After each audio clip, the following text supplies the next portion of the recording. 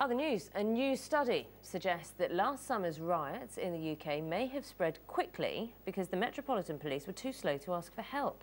130 frontline police officers were questioned for the study by the London School of Economics and the Guardian newspaper. Ben Ando has more. Last summer's riots lasted 4 days, caused 5 deaths, led to around 4,000 arrests and cost millions of pounds in damage and looting. But many of the 130 rank-and-file officers interviewed for this survey believe trouble got out of hand simply because there weren't enough police on the front line. The fact is we ran out of people, and it almost became a lottery as to what time the disorder started in what particular borough, as to whether they were going to get the resources that, that they would needed to actually put it right.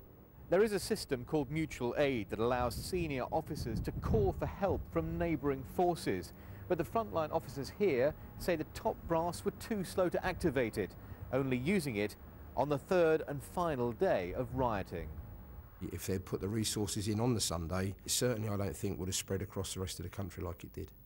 I don't think we did enough, or the Met did enough, and certainly I think the national mobilisation should have been put into place on a Sunday, a lot quicker than it was.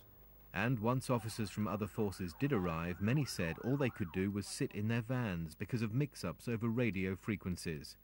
Police chiefs say they've learned the lessons of the riots, but that may not help if the fears of officers on the ground are correct, that cutbacks mean both that future riots will happen and that when they do, the police will find it even harder to cope. Ben Ando, BBC News.